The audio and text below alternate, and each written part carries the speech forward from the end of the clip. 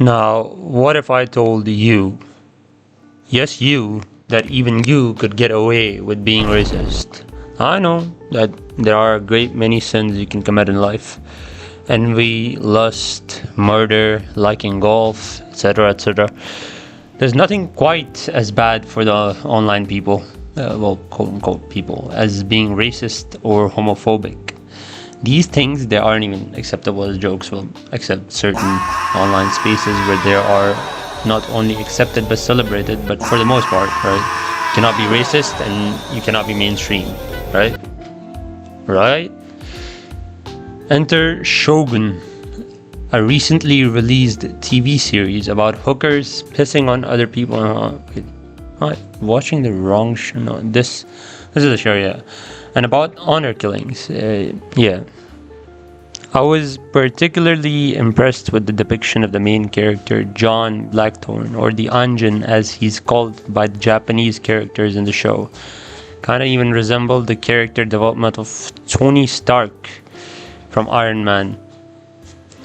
The first movie I don't remember too well, and I'm not gonna rewatch it just for this video because fuck educated journalism, we do not do that here, but anyway. In Iron Man, the execution of the whole thing felt a bit rushed. And then fuck with that, I thought that was not very cool, but not here. At the start of the show, you're introduced to this guy who looks and sounds like suspiciously like another British man. But maybe it's just me thinking all British people sound the same, which they do. Come on, be serious here. Anyway, he's fighting for the hopeless cause of reaching the Japans. His captain has offed himself, his crew hasn't eaten or drunk anything in days, but this man fights on, driven by his love for the Protestant church and his mission of bringing down the filthy Catholic black ship. This guy, who thinks everyone but the English are monkeys, who don't really know civilization, who treats everyone but the Protestants as inferior savages, comes out at the end of the show as a likable, funny, in his own way, admirable kind of guy. So how does Shogun accomplish this feat? Well, first of all, you have to understand that the Anjin has never been to the Japans. All he's ever known is descriptions of how savage the Japanese are and how his own people are so much better. His racism doesn't stem from racism, it stems from ignorance. Well, technically, all racism stems from ignorance, but I digress. Once he's actually on Japanese soil, his beliefs are immediately affirmed. A guy pisses on him, his friend is cooked to death, literally, and he's thrown in jail without trial. Any man in his position would immediately think to himself, aha, so I was right after all, because as human beings, we all want to be right. No one wants to be wrong about something they were taught was true all their life.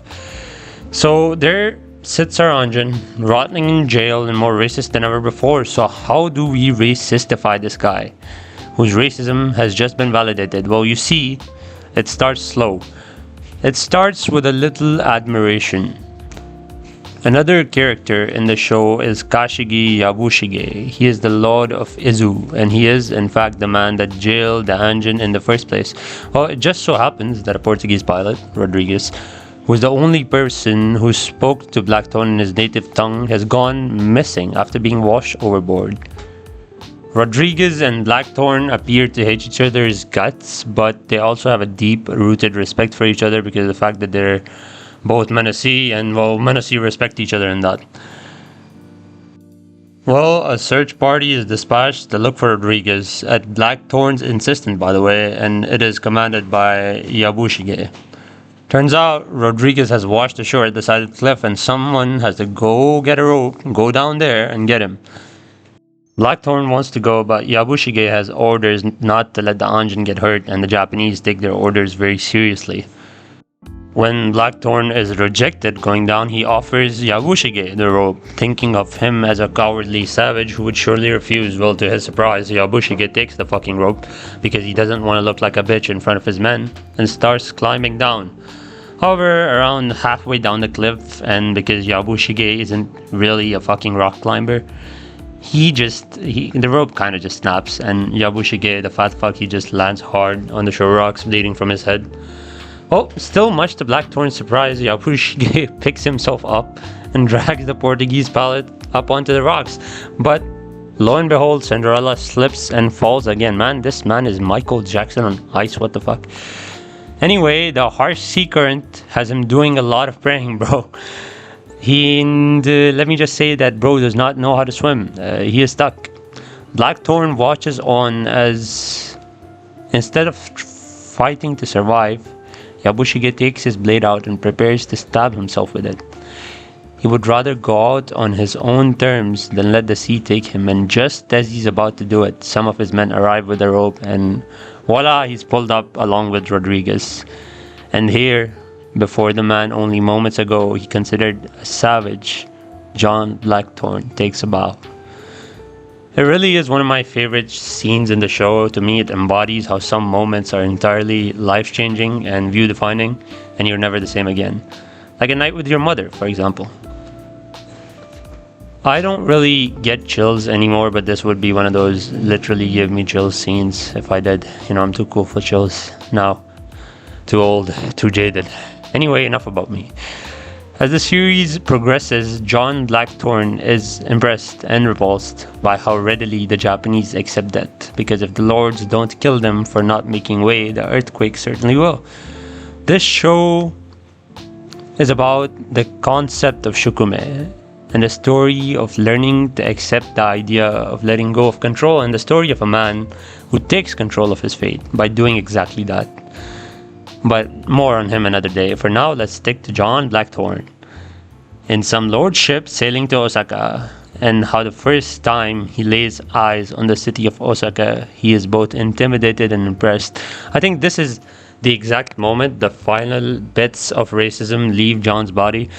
He says and does racist shit after this, but I believe he doesn't believe it anymore. He's not a real racist like me. He's faking it after that. He's just being miserable. He's angry, but he's not racist. He's brought before the Lord of Kanto, and here he can but only tell the truth and propose an alliance. Though most Japanese people don't stop being racist towards him towards the end of the series, but I firmly believe that this is the point that the racist John Blackthorn is dead, obliterated by the enormity of Osaka and humbled by the integrity of even a man like Yabushige. And even if it is to achieve his own ends, at the start at least, he holds great respect for the man who the people of Kanto know as Lord Yoshi Toranaga, for as long as he is with him. Anyway, all this to say is if John can do it, so can I. There's still hope for